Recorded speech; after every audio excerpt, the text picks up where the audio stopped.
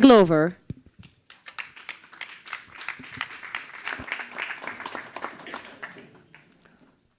It's good to see everyone. It's a wonderful day here in Rabat.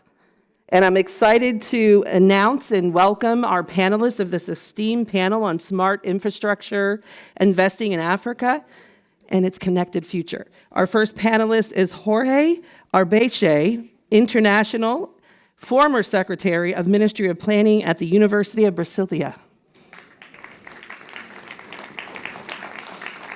Welcome. All right, thank you. Good to see you.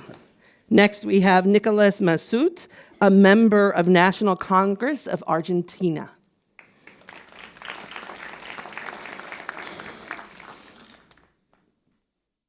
Welcome, it's good to see you again. Yes, thank you for being here. And lastly, Arkebe. He is a British Academy Global Professor at SOAS, University of London. He is also a former senior minister and senior advisor to the Prime Minister of Ethiopia. Welcome. And with that, we will watch a brief video and then we will jump into this wonderful conversation.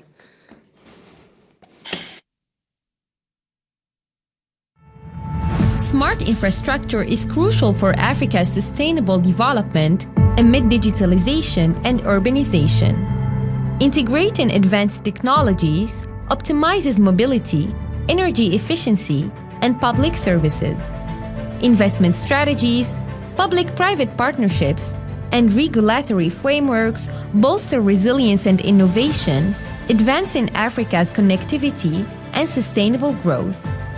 How can smart infrastructure align with Africa's sustainability goals and foster connectivity? What roles can public-private partnerships play in financing smart infrastructure? How can policymakers address risk related to data governance and cybersecurity?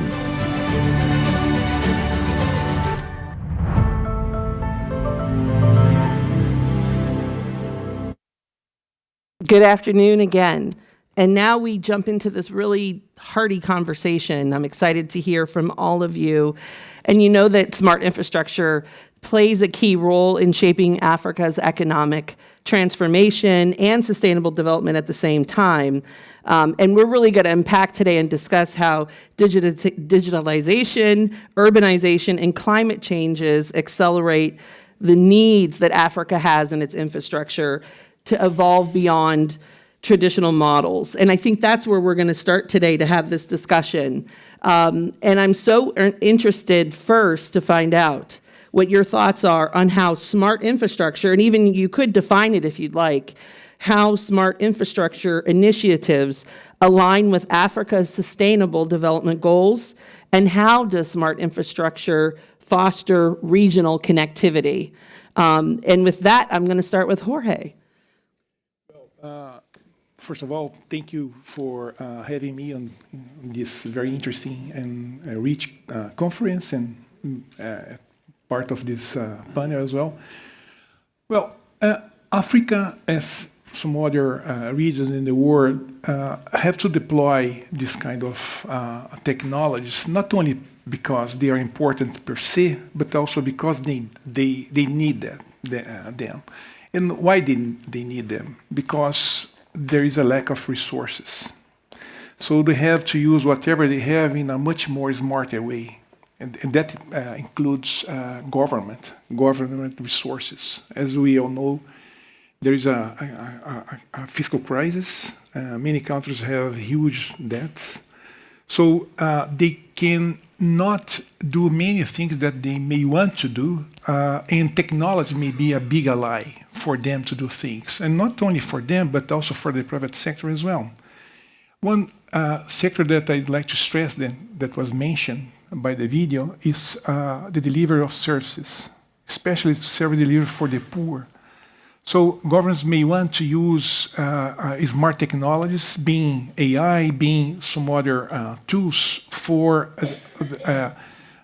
developing and delivering those services. But I'd like to go further and mention something else.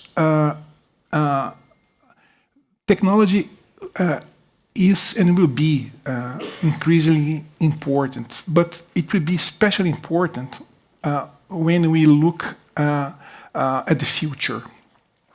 And what am I talking about? I'm talking about the new economy, the green economy, and everything that is anchored on the green economy. I'm talking about green energy, biodiversity, critical minerals, forests, food production, energy access at large. When you think of the case of Africa, Africa, as we all know, has a lot in terms of natural resources. And that's a critical point. And why? Because the relative prices of natural resources is bound to increase over time. And why? Because they are becoming more and more scarce. I'm talking about water, critical minerals, but also green energy, biodiversity, and all those things that are directly or indirectly related to geography. Geography is becoming more important. Until very recently, people they were not paying too much attention to the importance of geography. So we were focusing more on productivity, more on technology, and all those things that are obviously extremely important. But because of climate change and because of geopolitics, geography will become much more influential. And Africa is ready to explore the huge amount of natural resources that they have. And for that to happen, they will need technology, smart technologies for exploring, for developing business models, for attracting foreign direct investments, for developing new knowledge that are needed to take advantage of geography. So I see a lot in terms of potential for Africa deploying, using that smart technology and all those different types of smart technology. And then the things related to connectivity. Of course, we all know, and somebody mentioned that in a previous panel, we all know that Africa can benefit from integrating more and better for several reasons, including scale, including some other reasons. And of course, technology is a way to go. And integration may come through different channels. One is, of course, physical integration, which is, of course, very important. But there are some other ways for Africa to integrate more and better. And one is the digital economy. Another one is e-commerce. Another one is energy integration, so that you can explore the strengths that each country may have. And there are some others. For example, things related to the way you manage the environment, the way you manage critical minerals at large. So in all those cases, technology may play a critical role. Do you have a particular example of how an African country in particular is leveraging this smart technology, if you will, and how that impact is kind of creating a path forward around sustainability, if there's a particular example? There are some few or some good examples. M-Pesa is one of them, and there are some others. So payment systems and some others. So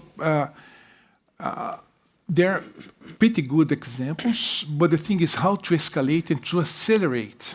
And not there are good ideas. There are enough ideas, good ideas in the region, and the thing is how to find the enablers for that to happen, for you to escalate and to accelerate all those solutions. Thank you. Arkebe, I'm going to go right to you because I'm thinking about the work that you do and have done as a former senior advisor to the Minister of Ethiopia. And now all this research that you're doing based in London around all of the work around infrastructure rebuilding and how that can be done in a smart way. Can you give us some insights around economic sustainability initiatives that you see in the research you've led? Thank you very much. I think the starting point will be we are talking about smart or intelligent technology, but it means in broader definition, digital technologies combined, especially with green technologies. This is where the real transformation is happening. When we talk about digital transformation, we are talking about AI, about big data, about quantum computing, about drone technology. We can list some important which are shaping not just the services sector, but overall all economic sectors. And when we look at the advancement, the pace is quite rapid. One specific example, if we look at e-commerce, year 2000, the size of e-commerce was only $27 billion.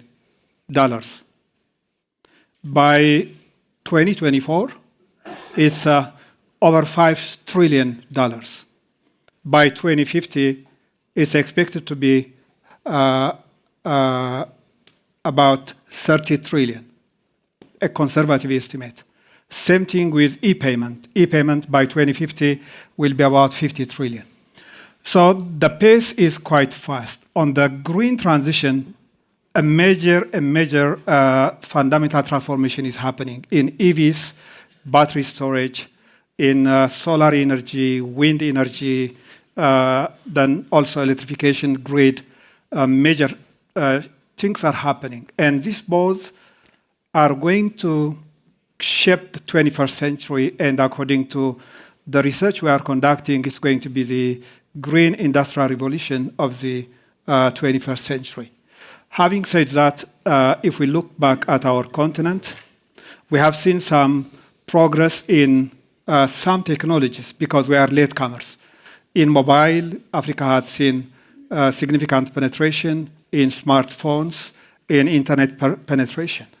But when we link it with the pace that is already happening at global level, the lag is, and the gap is increasing, and we are also observing a digital divide and a green divide, which should really concern us, and this requires a new approach, a very strategic approach to see how we can catch up with the world. Because what matters is not the pace we are moving, but it has to be contrasted with overall global advancement in technologies. Thank you so much. And Nicholas, I'm thinking you can help us give some perspective from a political perspective in particular around how smart infrastructure will help build out and foster collaboration in Africa and beyond. So I'm curious from your point of view how that plays a role. And I know an area of expertise you have is around agriculture. So I'm curious how you will shed some light on this conversation. Well, thank you, Sarah, and of course, thank you to the Policy Center for allowing me to share this unique event with all of you. So I'll take two licenses, if I may, Sarah. The first one is to specifically speak about this sector, agriculture or agribusiness in general. And the second one is to refer to the theme of this panel, not only specifically to smart appliances, AI or Internet of Things applied to agribusiness, but more broadly to innovation, institutional innovation and techniques, new techniques, which not necessarily are already in the face of AI. So yesterday and today, many of the panels were reflecting about, well, our identity, who we are, what do we have in common, and especially what challenges do we share. And for me, it's quite obvious that if there's one field in which Latin America or South America, specifically Atlantic South America, Brazil, Argentina, and Uruguay, and Atlantic Africa, or maybe in the case of Africa, it's more broadly, can not only cooperate, but really, truly integrate economically themselves, more than from public sector to public sector or from the third sector to the third sector, but specifically in the private sector, with companies as the main actors, is agriculture. This is because Africa as a continent, but more specifically, 17 countries in Africa that share the Great Savannah, have more than 60% of the world's total unused fertile land. More than 60. So if we speak about natural resources, we usually associate African countries with oil, gas, and minerals. Well, land is the largest of all. Fertile land with adequate rainfall regimes. And they have the demand as well. I mean, surprisingly, while they have 60% of the unused fertile land, they import food for more than $80 billion annually. So what's happening really is that all the excess, the surplus, generated by commodities such as hydrocarbons or minerals, instead of flowing to acquire capital goods to develop the industry in these countries, as it happened in our countries, in South American countries, 40 years ago, because we are more similar than we believe in this point, they are going to import food that could easily, or quite easily, be produced, not only produced till the point we replace imports, it could be broadly produced till the point in which many countries, which are not rich in minerals or hydrocarbons, could be net exporters of food. And why I speak about integration? Well, because I think one of the few fields in which our South American countries are still leaders, worldwide leaders, is precisely in agriculture. Our companies are top-ranked in the world. They have state-of-the-art technology, biotechnology, biogenetics, innovation, state-of-the-art machinery, and a whole business model with a very effective know-how that already served to do what I'm suggesting to do in African countries, in our countries. Our countries were also, they were maybe not tribal countries based in family artisanal techniques of agriculture, but they were family-based too. They were developed from family units that grew as much as to the point that today, for example, I'm not that familiar in Brazil, but the largest food producer in Brazil is a family-owned company, the Batista. Well, in Argentina, out of the 10 largest, 6 of them are still family-owned companies that crop more than 200,000 or 300,000 hectares each. So I'm not speaking of an utopia here, but of course there are some challenges. I mean, what I'm stating here is South American technology can be exported to African countries, which it would be an improvement to South American countries, which nowadays export food, raw materials, instead of highly added value products such as human talent, machinery, biotechnology, or whatsoever. And the African countries could leverage from all that technology transfer to really develop to an industry scale, still family-owned or family-based if they want to, and not only replace imports, but furthermore finance some future industrial development with all the surpluses that today are not being invested in industry. Only 2 of the innovations I think some of these countries should probably start thinking about in their own ways. The first of all, it's more like an institutional innovation and has to do with land ownership. And this is a very critical aspect for many countries in Africa, and it's a cultural aspect, so all my respect on that. But really, one of the main struggles to finance agricultural development is that they cannot leverage from their ownership, which is it's real because they really possess their land, but they don't formally possess their land. They don't formally own their land. So they cannot pledge as guarantee those lands to get loans and buy machinery or buy technology as all other countries in the world did in the past. And again, this doesn't mean we are only opening the doors to multinationals and that the families will not be the key player in the sector anymore. Not at all. Our experience is not that one. Our experience is how, from an institutional innovation, framing the way out for land ownership in the way it is, maybe it's in the way of cooperatives. The third largest exporter in Argentina is a cooperative that put together 25,000 families, and it's the third largest one. It sells like thousands and thousands of millions of dollars annually. So it's respectfully of the scheme, of the sociological scheme. We need to think about some way of practical land ownership scheme so that all that wealth which is in the land can be used to finance the next step of innovation. The second one probably has to do with more agricultural innovation techniques. The first one has to do with another controversial issue, which is GMO, genetically modified organisms, or the role of biogenetics. And just to give an example of two quite similar countries in the field, Brazil and Argentina,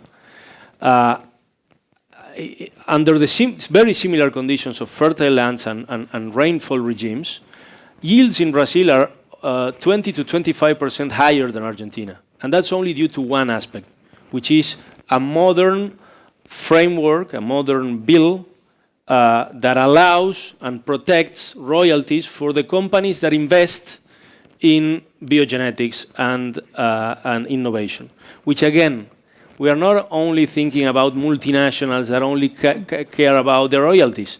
Many of the top players in Brazil and Argentina are local companies, as could be the case in the future in Africa. But I mean, what is really important to understand is that biogenetics are responsibly used, a very accurate tool to expand yields and then to expand productivity. And what's after productivity? Labor retribution, wages or labor retribution.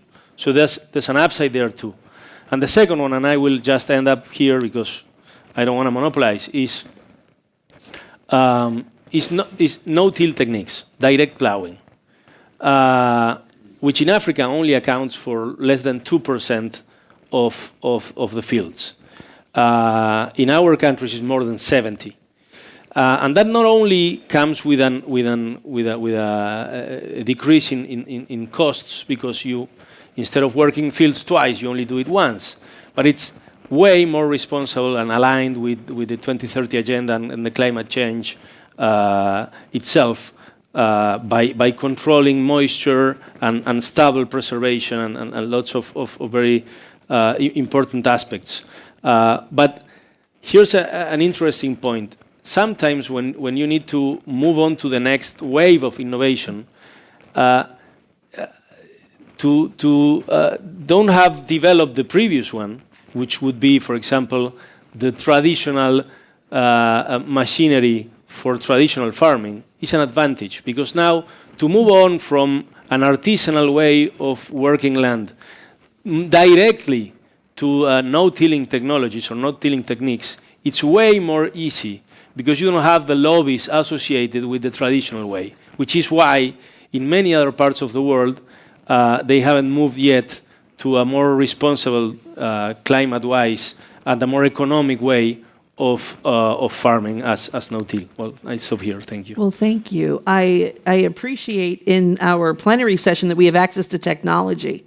So we are going to throw up a word cloud question for you all in the audience and those participating to participate in elevating and answering this question. And so the question for the word cloud is, and you can go into your app to participate, is what issues should be prioritized to drive economic sustainability in So what issues do you all think should be prioritized to drive economic sustainability in Africa. And we'll give some time for you all to go into the app and to add some words to illustrate this conversation with the participation of our audience. And as we await, we've got some answers already. Governance is reigning as a primary word of feedback, and free mobility. We've got equity and anti-corruption, employment, agriculture, technology. This is really helpful to illustrate what our audience and those participating see as the primary issues to consider for driving economic sustainability. Infrastructure, subsidies, water I saw as well up there, and humanity. Management, interesting. The need for managing these processes, sovereignty. Very helpful for this to illustrate the issues at hand, and certainly agriculture, Nicholas, is something that I think is a theme we've heard over periods of time in terms of how land can be used to kind of drive the future or progress. I appreciate that point. And thank you. Education is also another word that's popping up there, and training, developing our next generation and acknowledging the next generation is the future, which should be a key aspect of defining what success looks like. So we thank you all for contributing to this word cloud, and we'll continue. So as you've contributed to the word cloud, you may come up or be developing some questions. We'll engage the audience shortly with a few more questions for the panel, and then we're going to hear from the audience. The next question I'd love to hear from you all is around the role the public-private partnerships play in financing and scaling smart infrastructure projects. I think it would be interesting to hear from your perspectives, and we'll start with you, Jorge. No, thank you. Thank you very much for the question. Let me pick up one very quickly, a comment on what Nicholas has just mentioned. Until very recently, 35 years ago, Brazil was importing food. And today, Brazil is a major food exporter. And why? Because of this type of things, technology, among some other things.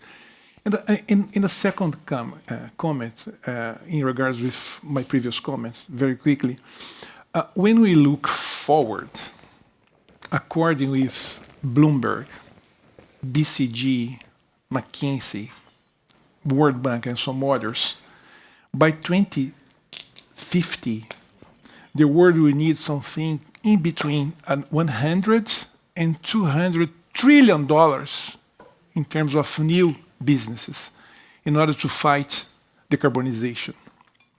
$100 and $200 trillion. What am I mentioning that? Because decarbonization, joint with food security and energy security, are among the most pressing issues ahead of us. And Africa is ready to participate in that conversation. And Africa can become a key player in the economy of the future. Africa can provide food for the world, according, just to follow what Nicholas had just mentioned. Africa can be a key player in decarbonization. For example, Africa can attract foreign direct investments for producing clean energy. If you consider radiation, solar radiation in Africa, Africa is a key player, or can be a key player for producing energy and for attracting factories that need that energy to do whatever they need. Steel, fertilizers, aluminium, chemicals, and many other things that are energy intensive. And then the other things. So the thing is how to frame, how to articulate, how to develop an architecture for Africa to attract resources, for Africa to develop the right financial and capital tools for attracting, for creating the right enablers for investment to come.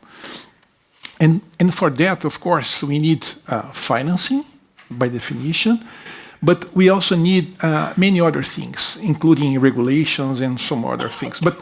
And there is also a key role for IFIs, multilateral development banks, and some other types of institutions that can be a key player in terms of creating the de-risking tools for then attracting the private sector, which is the one that, in the end of the day, has the resources needed, not only for Africa, for Latin America, for the other, for other places. So, and then when we look at this $1 to $200 trillion, most of the businesses will come from the private sector.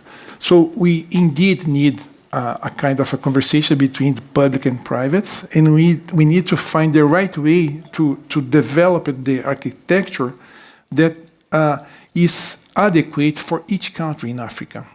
We cannot follow one single recipe because countries are different from different perspectives.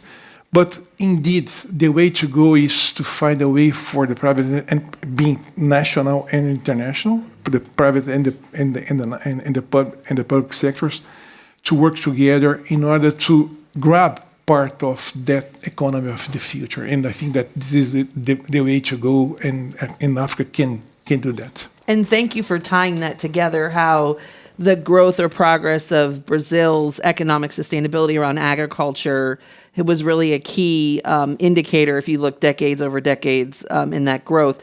Do you know, or do you have an example of a public-private partnership that either helped fuel that growth or other areas of sustainability and paths forward? You mean in Brazil? Well, there are plenty. Yeah. Actually. Without the private sector, Brazil would never be a major food exporter, by definition. But there is a critical thing, which is called Embrapa. Embrapa is a research institute, public research institute, which helped develop most of the very critical technology needed for Brazil to develop the agricultural sector. And Embrapa is behind. Many people may not know Embrapa, but Embrapa is extremely critical because they are the backbone for Brazil to become a major food exporter. And now Embrapa and some other research institutes are developing some other new technologies that will adapt our agriculture to the climate change, including how to use water in the best way so that we can save water so those things that are critical for Brazil and for Argentina are also critical for Africa. And just to remind you, a few years ago, when Brazil and some African countries wanted to develop the biofuels industry, some of you may recall that. For some reasons, that thing did not go forward. But still, this may be a way to go. And why not? Without entering in the competition between food and fuel. Well, I understand that, but I believe that there is room for each of those. But there is an increasing demand for different types of biofuels, including SAF, that's the fuel for aviation, e-methanol for ships, and some other types of biofuels. And the demand is extremely huge. There is room for everyone. There are some very nice technologies being developed right now. And I believe that Africa can be part of that agenda. The main, let's say, things needed to be part of that are present in Africa. And why not Africa being a key supplier of biofuels for the future? So I think that this is very helpful. Very helpful insight. I'd be curious from you too if you would like to share a little bit about public-private partnerships in particular and how to harness that. Actually, I would like to now focus on Morocco. It's Yes. my favorite place and one of the brightest spots in this continent. That combines technology, industry, and grid energy, because we are not talking about hypothetical things. So on the financing elements, we could see one of the major investment happening in Morocco is the development of the port facilities, one of the best and a huge investment made on Tanger Med, and also industrial hubs and industrial cities that also led to the development of the automotive industry in Morocco. It was able to successfully build in a period of 10 to 15 years to become one of the largest exporters in this continent, equal now to South Africa, 95% exporting to Europe. This means export capability, skill upgrading, know-how transfer, and being globally competitive. And the industrial hub and the port facility we are mentioning has put Morocco to be one of the leading in terms of ranking of port facility. And one interesting element that has been demonstrated at Tanger Med was the basic infrastructure was built by the government, but on this infrastructure, it also involved private financing, those leading shipping agencies also to build some of the additional infrastructures required. Then I also want to highlight to bring OCP, one of the most important Africa's, let's say, national champions. OCP has been a catalyst in building the Mohammed VI Technological University, which is now emerged as very, very promising in developing technological capability.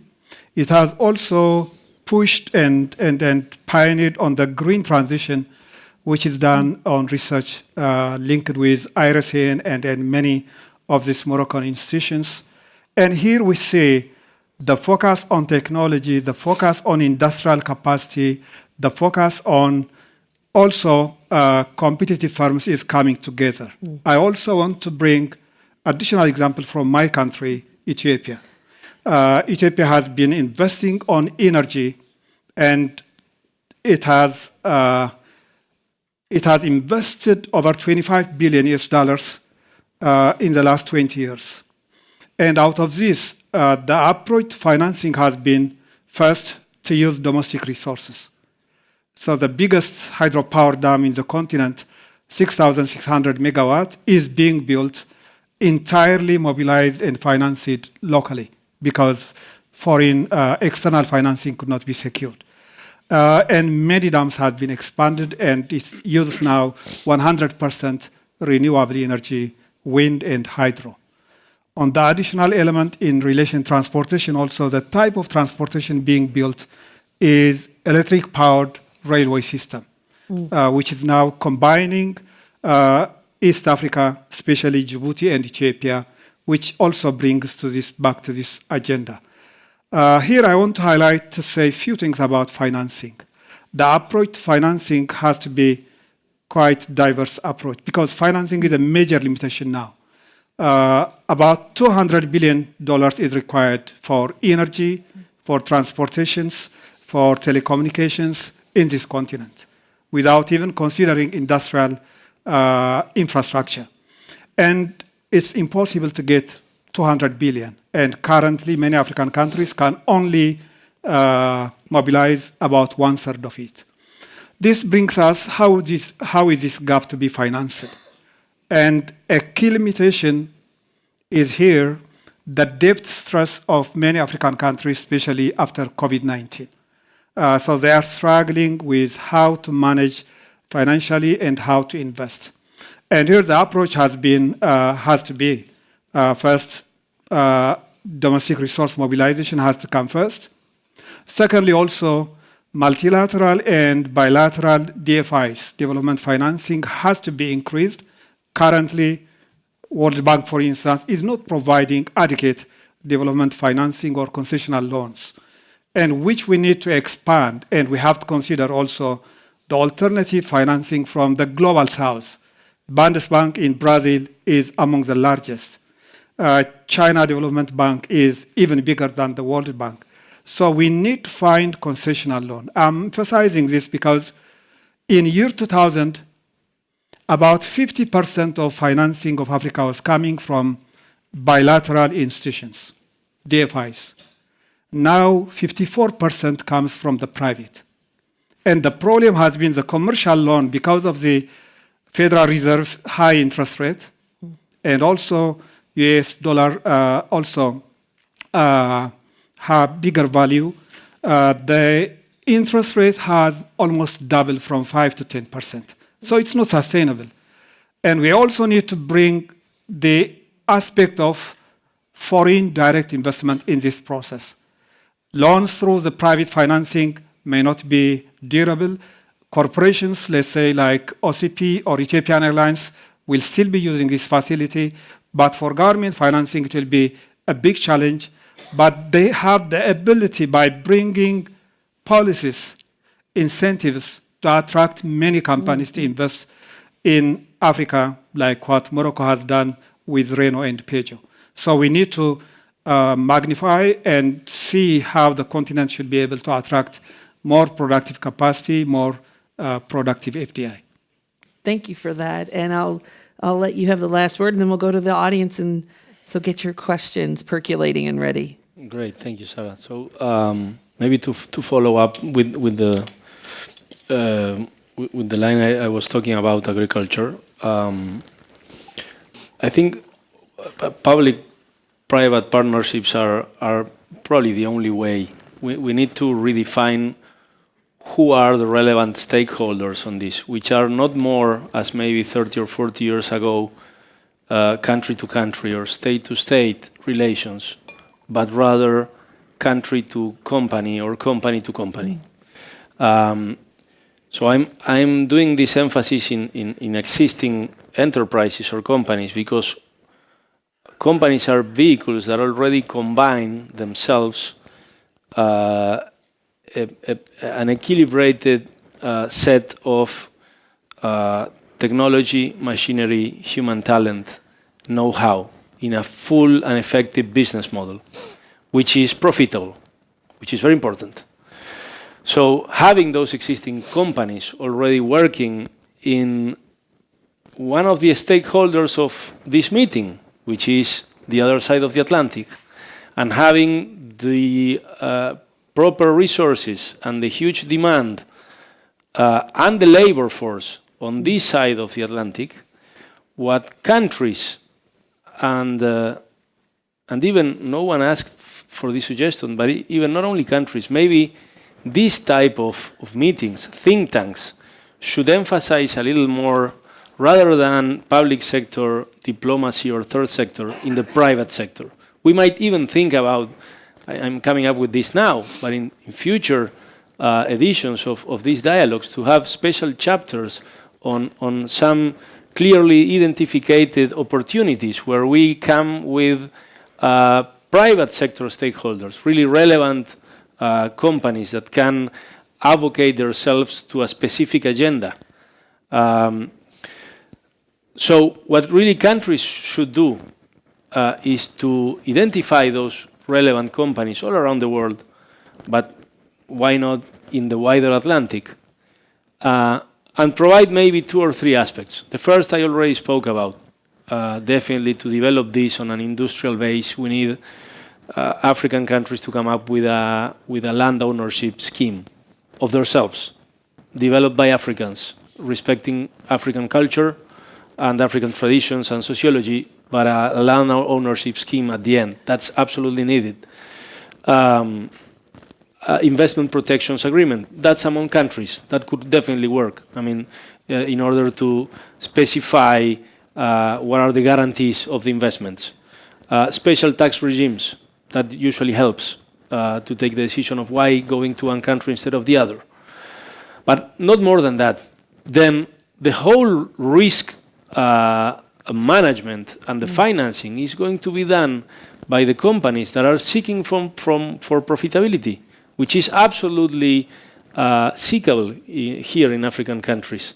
And then probably what another aspect that the public sector should help in would be, well, the social license and how to navigate the negotiations with local tribes and you know how these two worlds can combine harmonically themselves.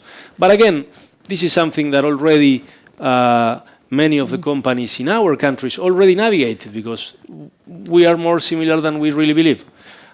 So a public-private partnerships is the only way, and of course, international banking system has a very important role to play here. I mean, a very important and relevant experience in Brazil is the BNDES, which is the Exim Bank, local Exim Bank in Brazil, which is huge, and it's very well oriented to replacing imports and fostering exports.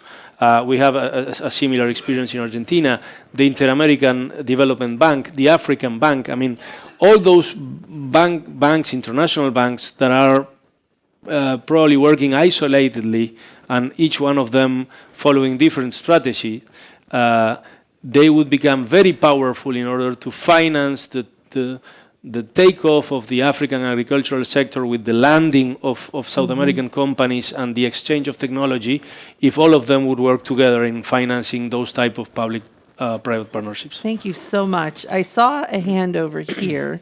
We'll start here, and we'll then go back to you.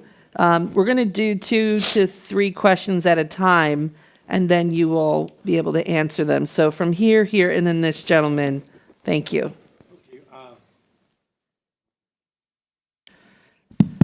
Now it is. My question is the following. One of the things that surprises me when I look, for instance, at what took place in China, because I've been living there for a while, is that you need to have planning, long-term planning. And that is something that the democratic clock in our countries does not allow to happen. Every 4 years we're changing people. So how can you have a long-term plan? And second thing that the Chinese say is that you need to find your vocation. What is your vocation as a country, so that you can find disruptive industries that will allow you to move to the next stage. So it's planning, vocation, and this long-term perspective. So for instance, I'm always surprised to hear sometimes when I'm in the plane, people coming from South Africa going all the way to Istanbul to move to Morocco. So why don't we have a Dubai solution, for instance, in Africa? Or why don't we have, like, some of the, I'm not saying that the Chinese model is applicable to everybody, but there are lessons that we could learn that perhaps could be applied and that we should look into. But the issue there is always this, you have the infrastructure first, build a road, and get rich. And that's the whole process that you see when you're analyzing the Chinese model. Not saying that we have to follow everything, but perhaps these 3 things or 4 things should be guiding ideas for us when we consider about this issue of, rethinking the region and rethinking ourselves economically. Thank you. Thank you for the comment. Thank you. Fantastic discussion. I have a more flexible view with respect to the relationship between democracy and planning. They are not incompatible. The fact of the matter is that the investments made through Embrapa in Brazil, they were long-term, and they took long before they start bearing their fruits. And an important fact is the following. For instance, like Argentinians know quite well, one needs to dance a tango. Lula, for instance, in his first mandate, created an office in Accra, based in Accra, to offer let's say, the 500 plus different types of sugarcane seeds that Embrapa had developed, which are the base of one possible ethanol, and therefore the biofuels that Jorge was talking about. And but we need to dance the tango. There was no demand. So if the Africans really took the initiative, they could adjust, adapt those 500 plus types of seeds, which are appropriate for different types of seeds with a minimum of production engineering. The Brazilian experience with seeds might have been brought here to Africa. We need the other side doing this. And George, he has, become famous among for much of his work. But one recent thing has been the following: we keep talking about nearshoring, reshoring, friendshoring, and he comes and talks about power shoring. So clearly, I understand you talking about the power shoring potential that Africa has. Am I right? Yeah. Thank you so much. We'll take this gentleman here, and then we'll continue to move across to other sections. Thank you. First, I would like to congratulate the moderator and the three panelists. This was an excellent panel, and she'll all be very proud. And Arkabe pointed out exactly how Morocco is a leader in industry, and it's a leader in agriculture. And the points, Nicholas, you mentioned also, Jorge, are very important. But I've been listening all day, and I've been hearing, Latin America and Africa should work together, and there are these parallels that could make it fit, but nobody's offered anything practical. Nicholas, you came closest at the end, but take something, Nicholas, you mentioned, no-till farming.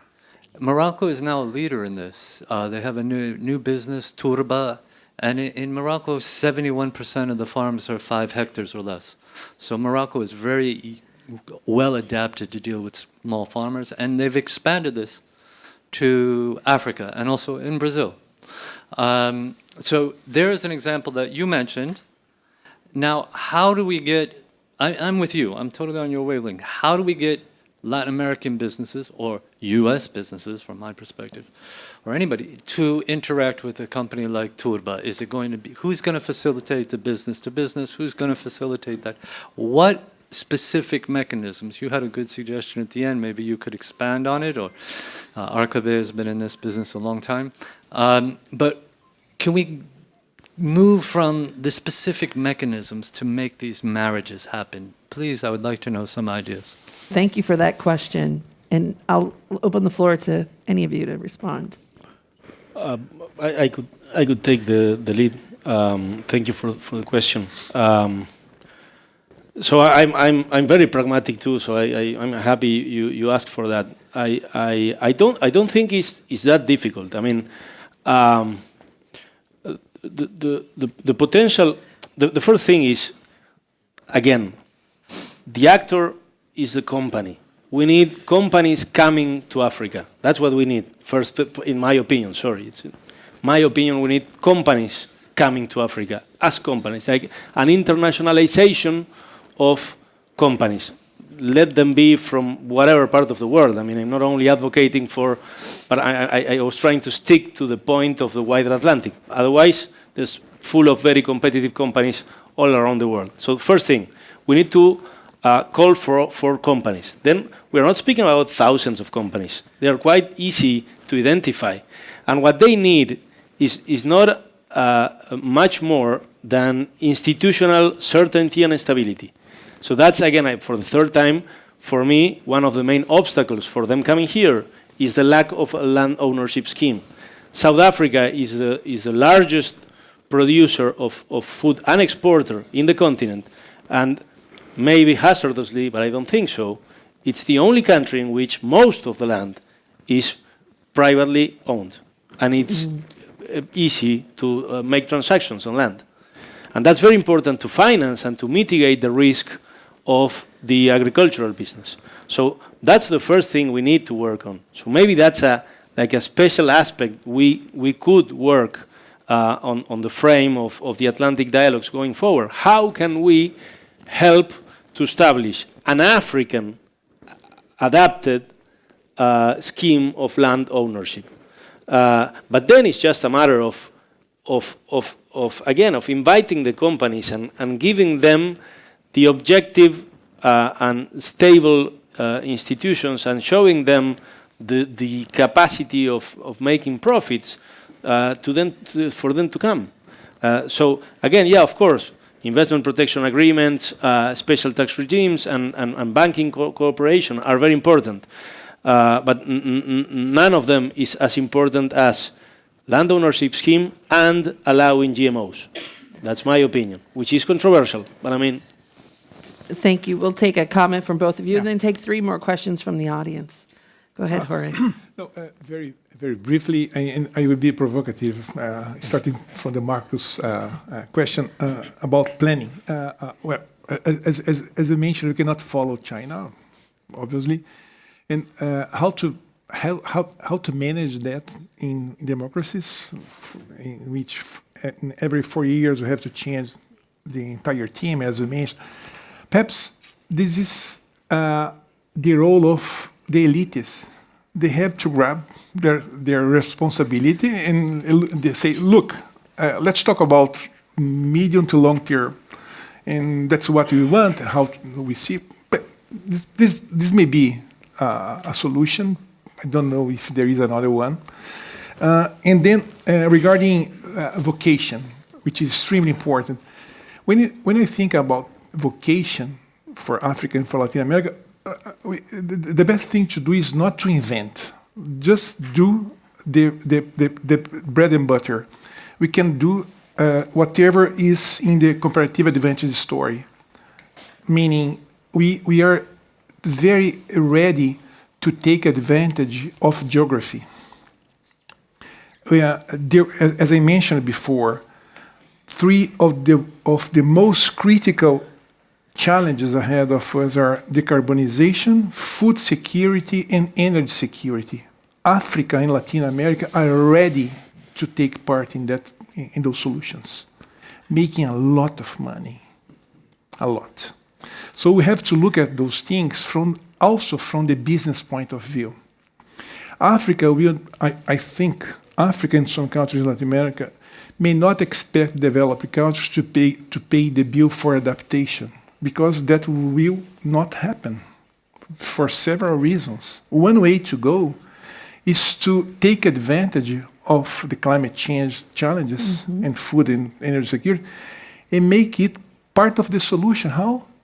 Converting that in a business agenda. I know that this is hard. I know. There are many challenges, obviously, there are many challenges, not only in Africa, but also in the US, wherever. But perhaps this is the way to go. And then coming to the power shoring. As Canuto mentioned, power shoring is a very simple tool, a very simple strategy. This is a corporate strategy and not a political strategy, such as nearshoring, friendshoring, and reshoring. Power shoring is very much a corporate strategy for moving energy-intensive plants to wherever you have green energy available for you to produce in a nice way, being in compliance with norms, where you have energy security, enough energy for you to produce, and so on and so forth. So Latin America, many countries in Latin America, including Brazil, are ready to attract companies around the world that need that type of energy for them to produce, including in a safe place in terms of geopolitics. And Africa can also be part of the solution. As I mentioned before, in many parts of the country, including this country, solar radiation is extremely attractive. So why not converting that in a tool for you to attract foreign direct investment to produce here whatever you need, let's say steel or whatever, green fertilizers, which is very much in demand around the world. Why not producing green fertilizers with green hydrogen and then exporting that very nice solution for everyone? So there are ways to go forward, also through the private sector channel, and power sharing is pretty much part of that story. Thank you. Well, your thoughts? Yeah, I just want to highlight what is happening in the continent. We have been talking about agriculture. And for me, what OCP has been trying, OCP is a Moroccan state-owned enterprise which is involved in phosphate production and export. And OCP has been has focused almost for the last 2 decades studying the diverse agricultural situation in farms in many countries and trying to come up with precision agriculture solutions so that the type of fertilizer is linked with the type of soil. And it has also worked on how fertilizer production facility can be established in terms of production in many countries, including in Ethiopia. So we have many examples, and we need to capitalize on it. In terms of land, I mean, agriculture is, for me, not about land. Because in almost 90% or 100% in Africa, land is privately owned. It's not under state ownership. So investors can take land, they can rent from farmers. The issue is not about land. The key point will be how to provide the right policy environment, the right conditions that foreign investment and local investors can flourish in that type of environment. Then I want to comment on the point linked with long-term planning. We know there are many strategic plans across the continent. South Africa has 20 years, 25 years plans. Ethiopia has, for instance, electrification 30 years plan. Morocco has long-term plans. Many of the African countries have long-term plans. The election cycle is always difficult to predict. But the point is, this is the system we are focused. If we are acting in multi-party system, that is part of the reality. So the political elite, what they need to do, even if they are organized in different parties, is to create some common areas where there may be some continuity, but there will always be areas of differences. In Ethiopia, for instance, starting from time of the emperor,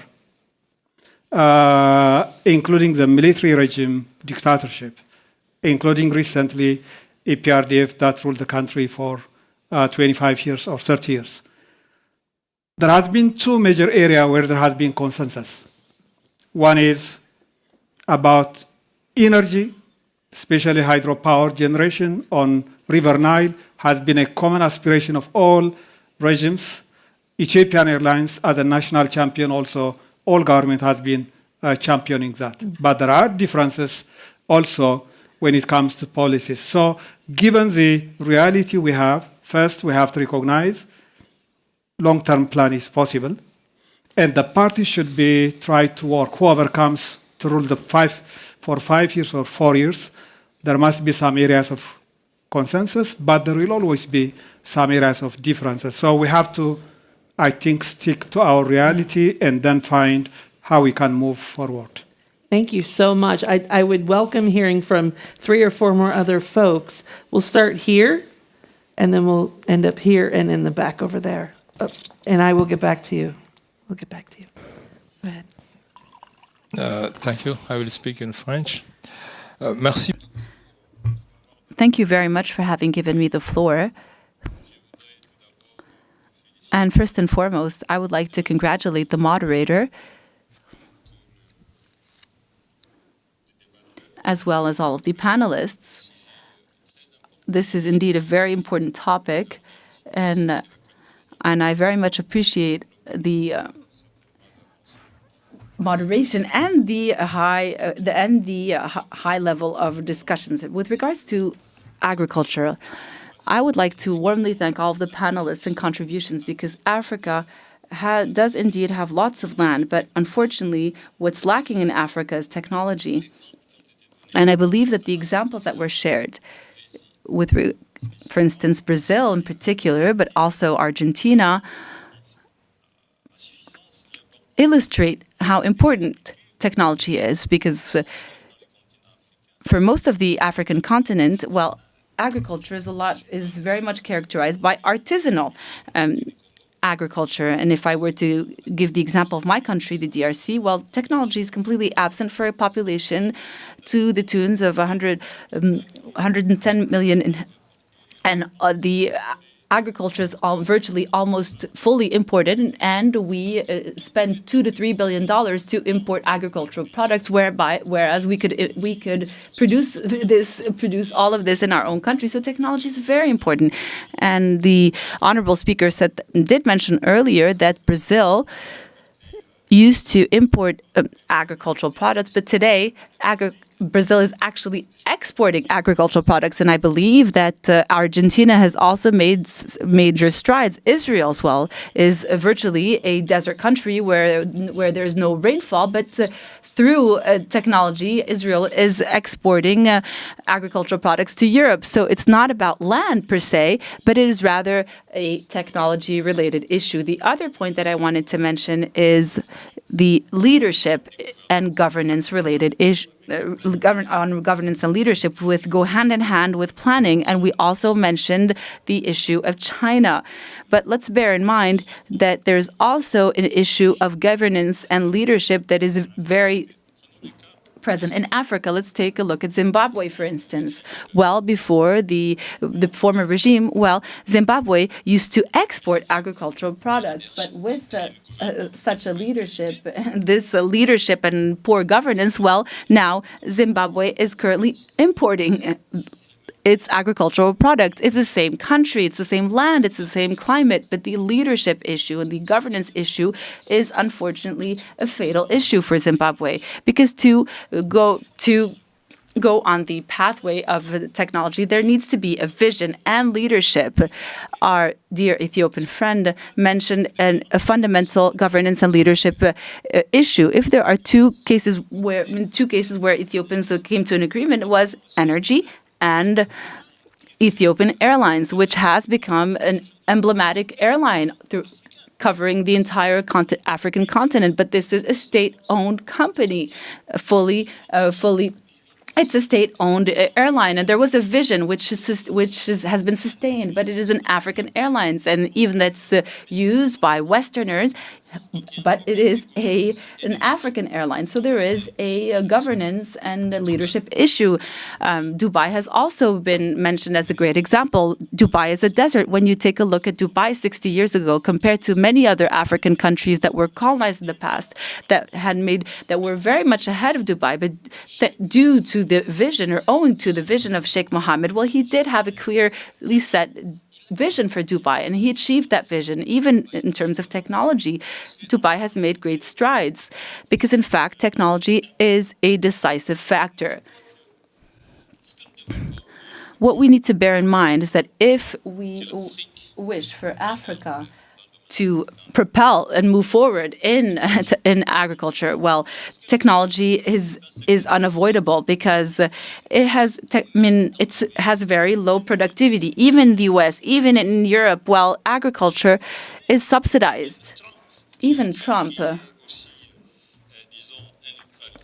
who is an ultra-liberalist, and I will conclude on that note. So I believe that agriculture needs to have greater support from the state to ensure that it's more technology intensive, and to ensure that it has it does have the required investment and support. Here, and this gentleman here. Thank you very much, and I will be very short to compensate for my friend. And of course, I agree with him that there are some issues related to governance, and the African Union have been cognizant of that, and they established the African peer review mechanism, which is at the presidential level. So they discuss that within the African Union at each African summit, and they come up with some proposals and best practices and others. My question here is about tax evasion. There is always the issue of tax evasion. And even though the African Union have established a commission that was led by President Mbeki, and it came up with a very comprehensive report about measures to be implemented, the multinational corporations and the big companies are still evading. Thank you. And are still not paying taxes. Thank you so much. What can we do? Thank you. Excellent. We'll take one more comment question, and the gentleman then over here. Merci bien. Thank you very much, Honorable Moderator and very dear panelists. I'd like to warmly thank the Policy Center Morocco for their diligence and hospitality. Of course, we all have reacted to this. But what about the vision and international cooperation? So the vision is, let's say it up front, in Africa, 80% of the youth aspire to have highly qualified education and highly qualified jobs, which is actually almost impossible. So our report needs to be reassessed and re-amended. Millions of youth today account for 1.5 billion by 2040, and they would need, they will have a higher education diploma of maybe high school or higher education, but our education model and curricula is philosophical, intellectual, but very few are really adapted to the new global economy. Therefore, there is a systemic deficit, for instance, in terms of water management, in terms of quality of our infrastructure, and boost our productivity that will hopefully mitigate our dependence and chronic dependence on the balance sheet, preventing us from moving forward. And thirdly, international cooperation. International cooperation is based on two leverages. The EU and the United States are very active in the ADB funds, namely in renewables in Africa. However, ADB that has only an African name, that has nothing but an African name. So most of our international funds or ADB funds come from foreign investments and foreign funds. $500 million have been invested to assist our countries to manage the corridors. This will help to strengthen intra-zone trade in this zone where we have the free trade zone agreements.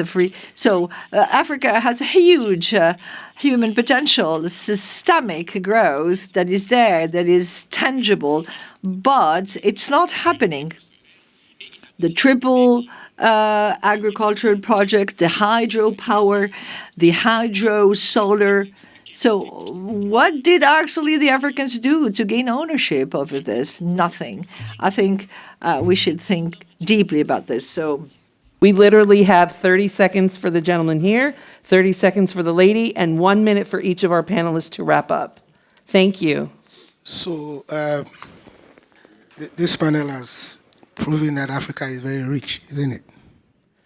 What about debt forgiveness? A country which is so rich, but heavily indebted. And that is why you don't have the balance sheet to reinvest. And thank you very much for the energy.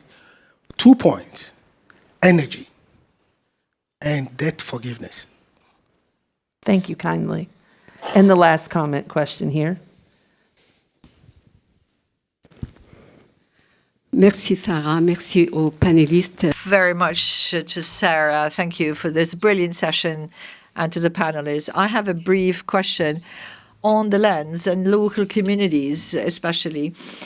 At a certain point, there is an over-exploitation and a lot of international corporations working in the agro sector and that are really taking ownership over the smaller arable lands of the smaller communities, and this becomes a real challenge for those local communities that are really losing their income, and also the excessive water resources exploitation, not to talk about the longer term, and the water resources scarcity can really pose a sovereignty problem.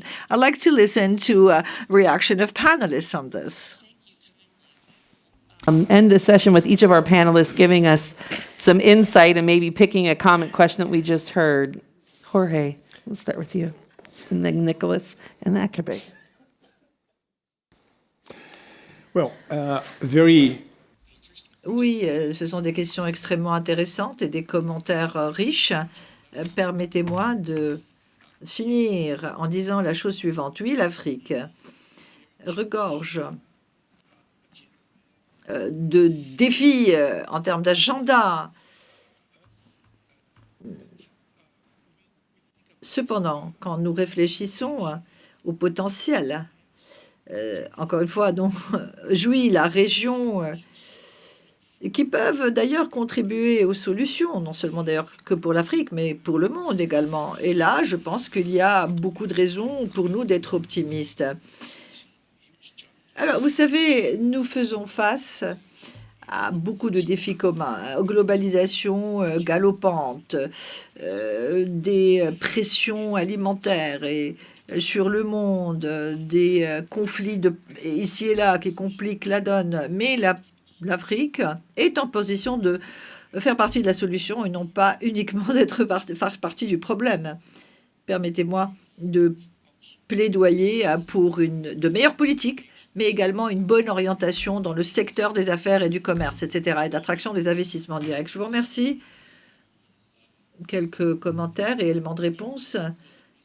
Concernant les risques de terres et d'exploitation des terres et des communautés locales, pardonnez-moi, la question a été posée en français, je ne parle pas le français. Oui, je dirais que cette transition est pleine de risques. Et pour les identifier et pouvoir les gérer, ce qu'il faudra faire, c'est d'abord identifier les familles. Les familles qui forment cette unité de l'agriculture autonome et qui devraient être les acteurs clés de cette transaction et de cette transition qui pourrait monter en puissance au fil du temps. Les familles sont celles qui créent les entreprises. Ce ne sont pas des grandes multinationales qui viennent de l'étranger, mais c'est plutôt des familles qui acquièrent de la technologie, d'autres acteurs et qui financent leurs propres entreprises. Alors, par exemple, dans notre expérience, nous avons par exemple des familles qui ont beaucoup subventionné, qui ont investi, qui achètent beaucoup plus de terres et qui achètent des équipements, des machines et qui vont eux-mêmes prêter à d'autres petits exploitants et petits agriculteurs, les aident à mettre en place des entrepôts pour entreposer leurs récoltes, etc. et passent même à un niveau supérieur de recherche biotechnologique, etc. dans les semences, etc. Ce sont les familles locales qui le font. Ce ne sont pas les corporations internationales. Donc cette transition doit se faire de manière douce. Par exemple, l'exemple argentin avec les latifundistas, je ne le recommande pas. Et donc développer acquiring commercial surplus and fiscal surplus that then could lead you to a wise debt management rather than debt forgiveness. Sorry. Thank you so much, Nicholas. And we'll end with you. Thank you. I want to end with a positive note. First, let's look at the last 50 years of Africa's past. The average growth rate in Africa in the last 50 years was 3.5%. Global average rate of GDP was only 3%. So let's try to put in frame everything is not frustrating. The second point on the debt. Africa's debt is not the worst performance. There is a total of 100 trillion now globally. Africa's debt is 1.1 trillion, which is just 1%. And in terms of percentage, it's 60% of its GDP. And all OECD countries are over 100% debt to GDP ratio. We have to look deeper on the key challenges around this area. The international governance system is flawed. This is one point. The last point I want to highlight, very good point you raised, the tax issue, which African Union brought to the United Nations. And it was unanimously adopted. who rejected G7. And I want to highlight there is about $100 billion of illicit financial flow and capital flow flowing from the continent. This is a big amount of money. Out of this, 70% is in extractive industry, mining, oil and gas.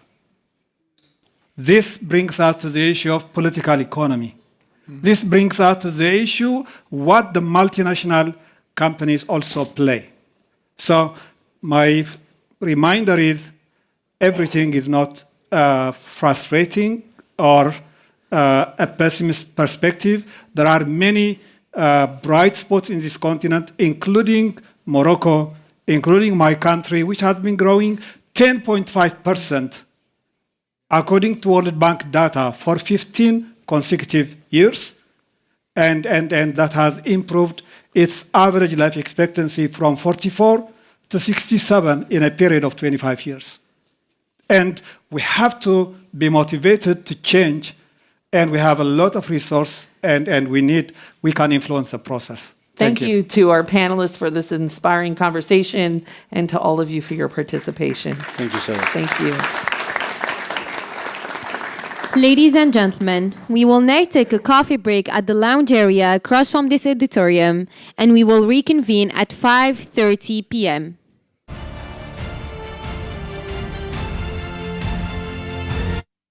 King Mohammed VI, the Policy Center for the New South is organizing the 13th edition of the Atlantic Dialogues Conference, scheduled to take place from December 12th to 14th, 2024, in Rabat, Morocco. This flagship event will convene over 400 distinguished leaders from the public and private sectors, civil society, international organizations, think tanks, and the media across the Atlantic Basin, fostering open and candid discussions on pivotal cross-regional and cross-sectoral challenges. This year's conference marks a significant evolution, transitioning from annual thematic focuses to a broader, more inclusive approach emphasizing the wider Atlantic space's core values and strategic importance. The agenda will delve into critical topics such as geoeconomics, regional security, democracy, migration, and the energy transition, with a particular emphasis on the African Atlantic region. Participants will engage in over 11 plenary sessions, interactive town halls, thematic breakout dinners, and intimate night owl sessions, all designed to encourage meaningful dialogue. The Atlantic Dialogues Emerging Leaders 2024 program will bring together more than 40 young changemakers across the Atlantic. These emerging leaders will participate in a tailored leadership, policy and networking program, fostering intergenerational dialogue and bridging generational and perception gaps. Building on the previous 12 editions, this 13th edition will be a platform conducive to navigating the complexities of the Atlantic region and working collaboratively towards a more integrated and prosperous wider Atlantic. For more information, visit our website, atlanticdialogues.org.